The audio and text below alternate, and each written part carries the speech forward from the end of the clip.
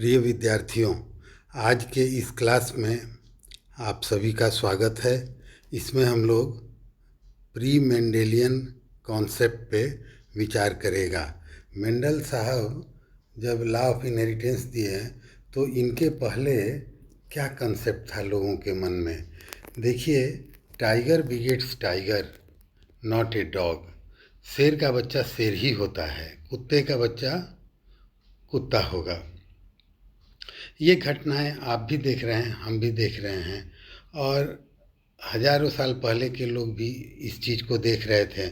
तो जब उन्हें इन चीज़ों की जानकारी नहीं थी जो हम लोग आज जानते हैं, तो उस ज़माने में इनके मन में एक क्यूरोसिटी रहती थी और वो तरह तरह से उसे अपने हिसाब से एक्सप्लेन करने का प्रयास करते थे। और इस कार्य में ग्रीक फिलासफर्स का योगदान काफ़ी रहा है। सभी सोचते होंगे, लेकिन वो अपनी लिटरेचर में इस बात के साथ सामने आए। तो इसमें पाइथागोरस का आरंभिक 500 बीसी पहले तक का उनका लिटरेचर में मिलता है विचार। और उन्होंने कहा कि every organ of animal body gives out some type of vapor, and these vapor unite and form a new individual. तो अब ये पाइथागोरस का विचार उस समय का था कि लोगों के शरीर से वैपर निकलता है और वो वैपर आपस में मिल के और फिर नए जीवन का निर्माण या प्रादुर्भाव होता है। यह ईसा के 500 वर्ष पहले की बात है। अच्छा, अब देखिए, यहाँ पर कुछ हमने झलक दिखाया है कि कैसे कैसे कदम हम लोग के आगे बढ़ें। देखिए, यहाँ पर ये पाइथागोरस हैं, दाहिने तरफ सबसे नीचे पाइथागोरस हैं और बाएं तरफ डार्विन हैं, दाढ़ी वाले सफ़ेद। और इन दोनों के बीच में जो चित्र आप देख रहे हैं उससे पैंजिन शब्द सामने आया, जिसमें लोग ये कहे कि बॉडी का हर पार्ट छोटे छोटे अंग छोटे छोटे स्वरूप में सीमेन में जाता है और फिर वहाँ से अगले जनरेशन में चला जाता है। शरीर का every part contributes in its smallest form, pangene. अब देखिए, ये ऊपर में दाहिने तरफ लेमार्क साहब का फ़ोटो है और बाएं तरफ जिराफ का फ़ोटो है। आपको पता है कि uses and disuses of organ, तो विशेष परिस्थितियां आईं और अफ्रीका के जंगलों में जिराफ का गर्दन बार बार इस्तेमाल करने से, वृक्ष के पत्तों को खाने से, क्योंकि ज़मीन वाले गर्मी में नष्ट हो जाते थे, तो उनका गर्दन और अगला पैर काफ़ी मजबूत हो गया। तो ये चीज़ है। यहाँ ऊपर में एक स्पर्म टाइप का स्ट्रक्चर जो दिख रहा है लेमार्क साहब और जिराफ के बीच में, यह एक होमोन्यूक्लस है और इसका मतलब यह होता है कि यह एक स्पर्म जैसा संरचना है और जिसके अंदर एकदम बौना पूरा आदमी बैठा हुआ है। आगे चल के सिर्फ इसे बड़ा होना रहेगा। और दाहिने साइड में जो बीच वाला चूहे का तस्वीर है और एक कैंची रखा है, तो यहाँ पर वाइजमैन साहब का ये एक्सपेरिमेंट था कि उन्होंने जर्म प्लांट थ्योरी दिया। तो इसके लिए चूहे का टेल इन्होंने 20 जनरेशन तक काटा, फिर भी कटा हुआ टेल वाला चूहा पैदा होना नहीं शुरू हुआ। तो कहने का मतलब यह है कि ये छोटा में हम लोगों ने देखा कि कंट्राडिक्टरी किस प्रकार से स्टेटमेंट आए और एक्सपेरिमेंट के द्वारा वो रिफ्यूट किए गए। ठीक है, तो अब यहाँ पर मुख्य बात यह है कि पाइथागोरस जी ने ये कहा कि वाइपर निकलते हैं और वो वेपर आपस में इंडिविजुअल के शरीर से और वो वेपर आपस में यूनाइट होके न्यू इंडिविजुअल देते हैं। दूसरे वैज्ञानिक हैं हिप्पोक्रेटस। इन्होंने 400 BC में कहा कि the reproductive material is handed over from all parts of the body in smallest form called pangenes of an individual. हर शरीर के हर पार्ट का, आँख नाक कान मुंह हाथ पैर, ये सब अपने अपने स्वरूप का एकदम न्यूनतम सूक्ष्मतम स्वरूप में अपना कंट्रीब्यूट करते हैं और इस प्रकार से एक जनरेशन से दूसरे जनरेशन में कैरेक्टर्स जाते हैं। फिर आया अरस्तु साहब का नंबर। He thought that semen has some vitalising effect and considered it as highly purified blood. According to him, the mother furnishes inert matter and the father gives motion to the new life. अरस्तु साहब ने ये कहा कि जो सीमेन होता है वो उसके अंदर वाइटलाइजिंग फोर्स होता है, वो जीवन प्रदान करता है और फीमेल के द्वारा इनर्ट मैटर उपलब्ध कराया जाता है जिसमें जीवन देने का काम सीमेन से होता है।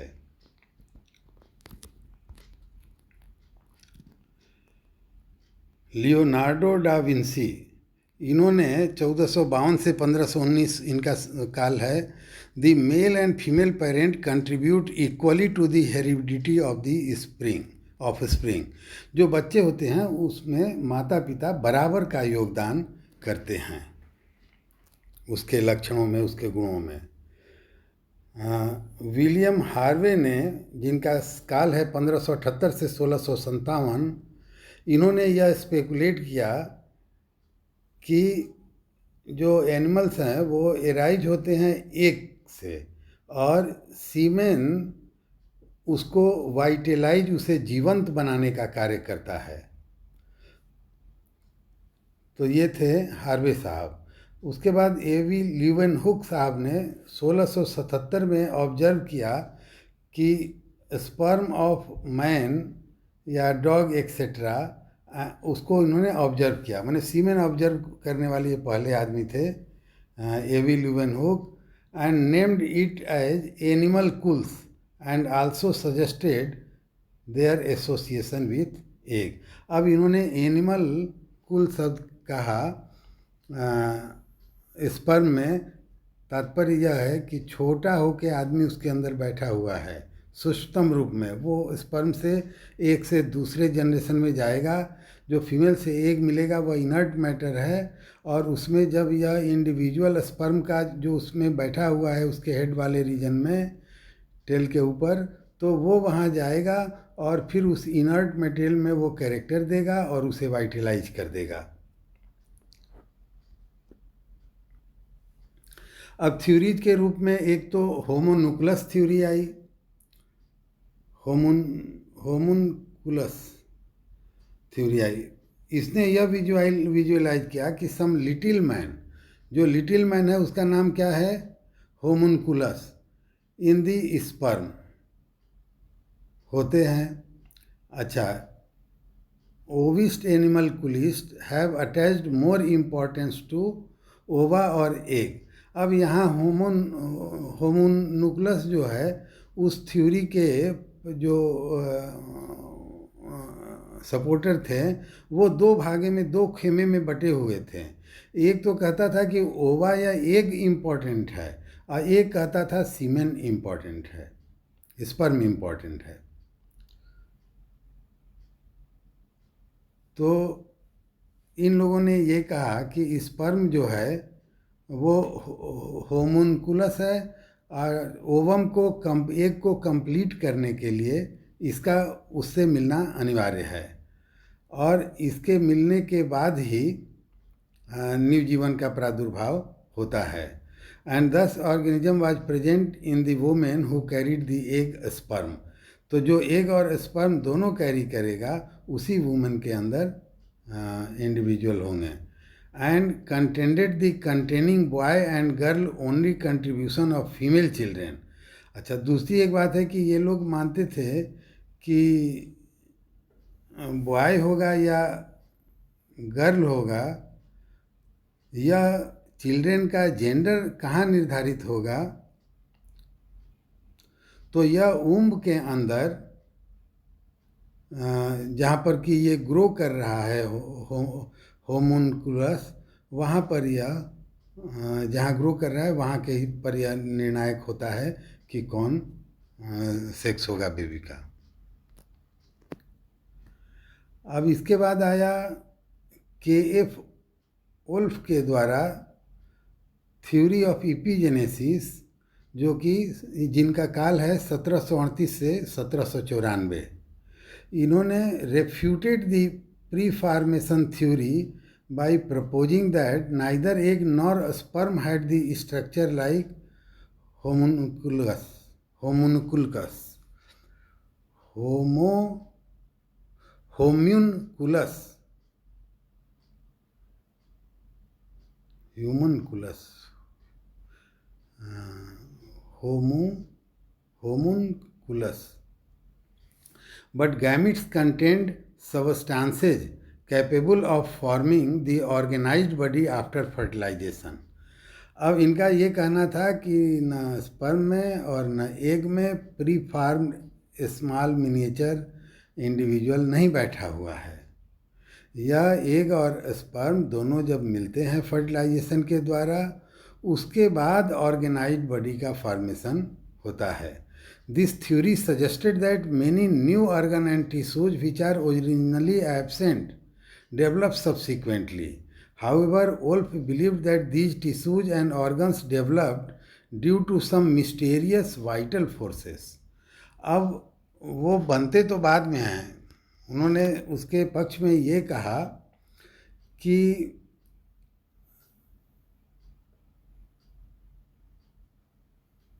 किसी मिस्टीरियस फोर्स, वाइटल फोर्स के वजह से जो डिफ्रेंशिएशन होता है, ऑर्गेनाइज्ड स्ट्रक्चर का निर्माण होता है। पहले ऐसा कुछ स्ट्रक्चर नहीं रहता है, चाहे एग हो चाहे ओवा हो।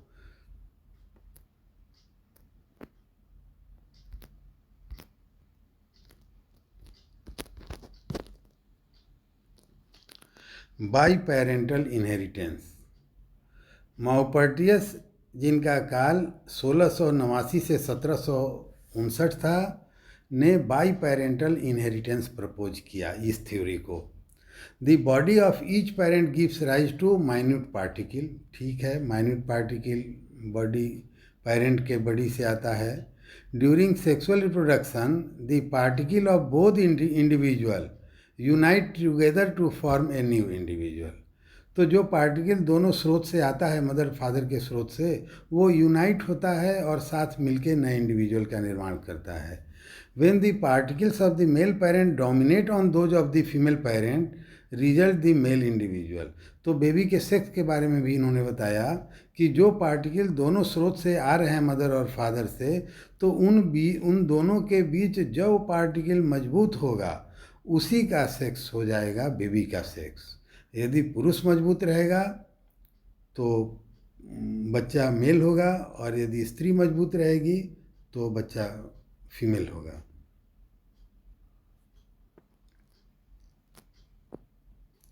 Inheritance of acquired character. Lamarck साहब ने 1844 में अपने ऑब्जर्वेशन के द्वारा बताया कि uses and disuses of organ makes it strong और वीक। यदि किसी अंग का उपयोग कर रहे हैं तो ये मजबूत हो जाएगा, और जब इसका यूज करना छोड़ देंगे तो ये कमज़ोर होगा।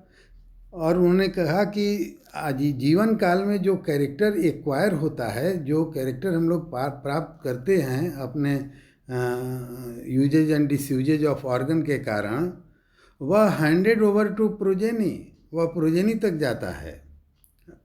अच्छा, इसका एक नॉर्मल ऑब्जर्वेशन था कि अफ्रीका में जंगल है, वहाँ जिराफ रहते हैं, और गर्मी के वहाँ बहुत पड़ती है, तो गर्मी के दिन में सारे घास सूख जाते हैं।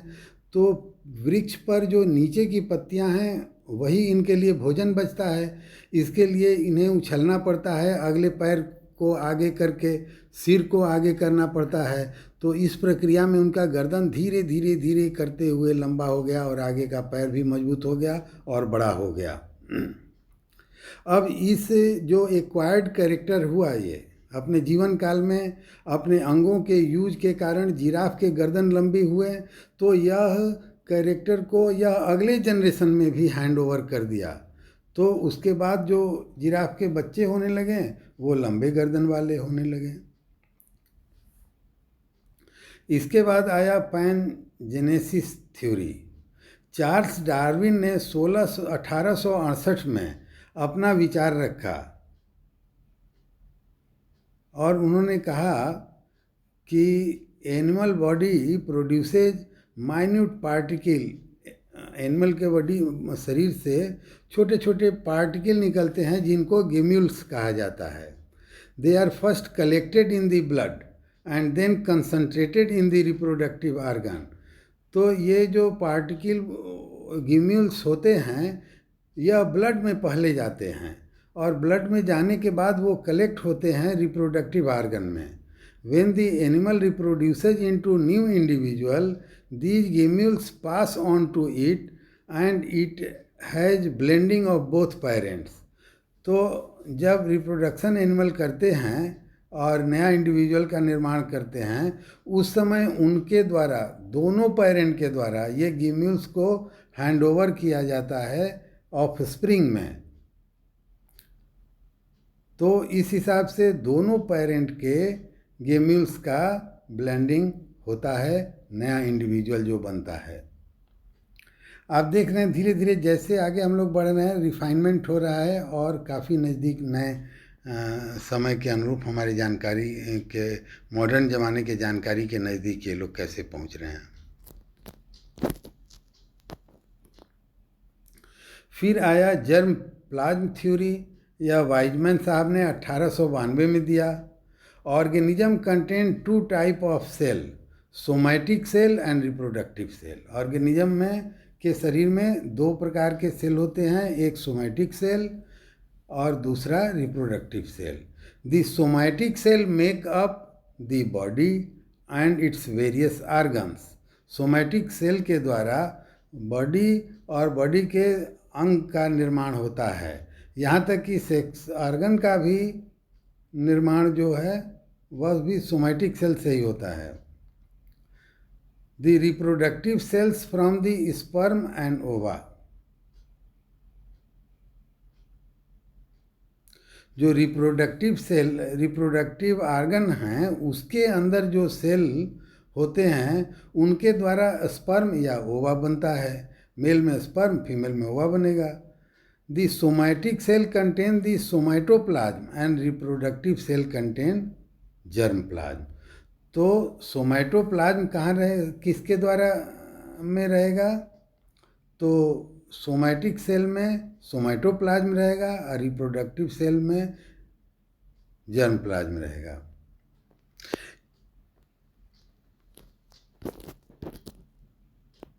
Germplasm can form the somatoplasm but vice versa does not take place. Germplasm से सोमैटोप्लाज्म तो बन सकता है पर सोमैटोप्लाज्म से जर्मप्लाज्म नहीं बनेगा। Environmental change in the somatic cell cannot influence the reproductive cell. Environmental changes के कारण जो भी सोमैटिक सेल में परिवर्तन हो रहे हैं वह रिप्रोडक्टिव सेल्स को नहीं इन्फ्लुएंस करते हैं। Even after cutting the tail of mice for many generations, he always got tailed mice. Thus, by such experiment, he rejected Lamarckism and pangenesis theory. देखिए, इन्होंने एक एक्सपेरिमेंट किया था वाइजमैन साहब ने, और वह एक्सपेरिमेंट ये था कि चूहे की पूंछ को काट दिया। जैसे फ्रंट वाले में एक स्लाइड में लगा हुआ है, एक छोटा सा, दो चूहे हैं और एक कैंची रखा है, एक का पूंछ कटा हुआ है। तात्पर्य संकेत यह है कि इन्होंने चूहा लिया और उसके पूंछ को काट दिया और उसके बाद उसके जो प्रोजेनी हुए, दो पूंछ कटे चूहे के, वो फिर उनमें पूंछ आ गया। यह कार्य उन्होंने 20 जनरेशन तक किया। फिर भी बार बार पूंछ काटने के बावजूद जो चूहा आए नए ऑफस्प्रिंग के रूप में उन सब में फिर टेल का विकास होते रहा। तो इसके आधार पे उन्होंने कहा कि लाइफ टाइम का एक्वायर्ड कैरेक्टर जो लेमार्किज्म था जिराफ वाले संदर्भ से, उसको इन्होंने रिफ्यूट कर दिया। कहा कि नहीं, वो नहीं लागू होता है, नहीं तो चूहा आगे पूँछ काटने पर 2-4 जनरेशन में कम से कम वो 20 जनरेशन तक किए थे, फिर उस वैसा ही चूहा पैदा होना चाहिए था। तो यह भी और पैनजेनेसिस के थ्योरी को भी इन्होंने रिफ्यूट कर दिया और यहाँ से जर्म प्लाज्म थ्योरी चला। ये काफ़ी हद तक हमारे आज के वर्तमान स्थिति के समीप है। मेंडल के पहले तक ये डेवलपमेंट हुआ।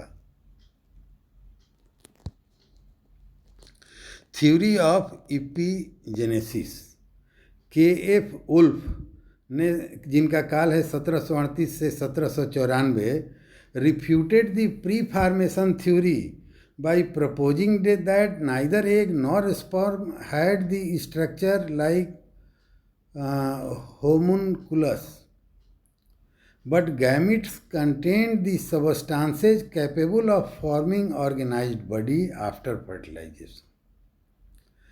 तो जो प्री फार्मेशन थ्योरी था कि ऑफस्प्रिंग जो है पहले ही से बना बनाया छोटे स्वरूप में रहता है यह अपने पेरेंट्स में, इस थ्योरी को इन्होंने सीधे दरकिनार कर दिया। पर इन्होंने इतना माना कि ऐसे मटेरियल्स वहाँ से आते हैं जिनमें यह क्षमता होती है कि जब वह मेल और फीमेल साइड के मिलते हैं तो वह एक ऑर्गेनाइज्ड इंडिविजुअल बॉडी का निर्माण कर सकते हैं। This theory suggested that many new organs and tissues which were originally absent developed subsequently. और उन्होंने कहा कि यही कारण है कि माता पिता में जो नहीं लक्षण हैं वैसे भी कुछ लक्षण बच्चों में आते हैं। अब आज के ज़माने में आप जानते हैं कि एक इनहेरिटेंस का पैटर्न है, क्रिस क्रॉस पैटर्न कहा जाता है। एक जनरेशन के गैप दे के चला आता है अगले जनरेशन में, तो वो लक्षण हो सकता है कि पेरेंट्स में रिसेसिव कंडीशन रहने की वजह से कहीं विजिबल ना हो रहा हो और अगले जनरेशन में वो विजिबल हो गया। इस प्रकार के घटनाओं को जो ये पुराने लोग देख रहे थे वो ये समझ रहे थे कि यह नया लक्षण आ गया है। तो इस ग्राउंड पर मेनी न्यू ऑर्गन्स के ग्राउंड पर इन्होंने प्री फॉर्मेशन थ्योरी को रिफ्यूट कर दिया। हालांकि Wolff believed that these tissues and organs developed due to some mysterious vital force, किसी मिस्टीरियस वाइटल फोर्स के कारण यह है, पर वह क्या चीज़ है यह नहीं जानकारी थी।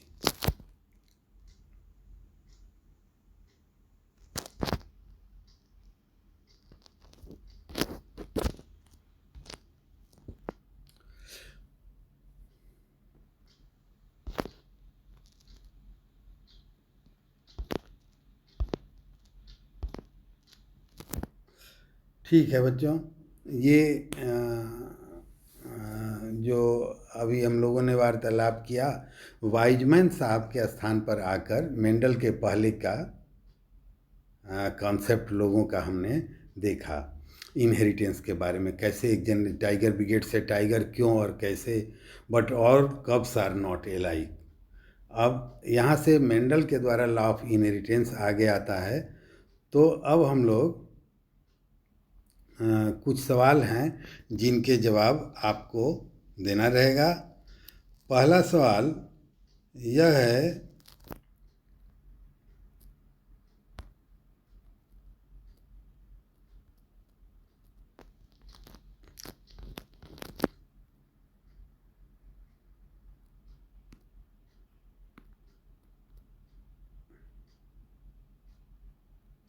mice tail cutting experiment refuted some theory, established some। पहले के जो माइस टेल कटिंग एक्सपेरिमेंट ने पहले के कुछ थ्योरीज को, पहले से स्थापित थ्योरीज को काट दिया, रिफ्यूट कर दिया। तो वो थ्योरीज कौन कौन थे जिसको माइस्टेल एक्सपेरिमेंट के आधार पर नकारा गया, उनका नाम लिखना है। दूसरा सवाल है व्हाट इज पैंजीन्स, पैंजीन क्या हैं। तीसरा सवाल है व्हाट इज एनिमल कुल। और चौथा सवाल है व्हाट इज होम्यूनकुलस। पांचवा सवाल आपका है कि आपको कुछ थ्योरीज है उसे मैच करना है। पहला थ्योरी है इनहेरिटेंस ऑफ एक्वायर्ड कैरेक्टर। अब यह किसके द्वारा दिया गया वैज्ञानिक के नाम से मैच करना है आपको। तो 4 थ्योरीज यहाँ पर हैं, inheritance of acquired character, germplasm theory, theory of epigenesis और पैनजेनेसिस थ्योरी। और दूसरे तरफ में वैज्ञानिक हैं Charles Darwin 1868, Weismann 1892, Lamarck 1844 and Maupertuis 1689 to 1759। इनको आपस में बढ़िया से मैच करना है। सारे विद्यार्थी इन प्रश्नों का जवाब अवश्य देंगे, व्हाट्सएप ग्रुप पर इन प्रश्नों का जवाब भेजेंगे। आप इतना समझ लीजिए कि जो ये सवाल आपके सामने रखे गए हैं, इतना यदि जानते हैं तो इसका जो मुख्य बात है वह आप जान रहे हैं, इसका तात्पर्य यह होगा। इसलिए केयरफुली इन सवालों का जवाब दें। आप लोगों ने ध्यान से हमारी बातें सुनी, इसके लिए आप सभी को धन्यवाद है।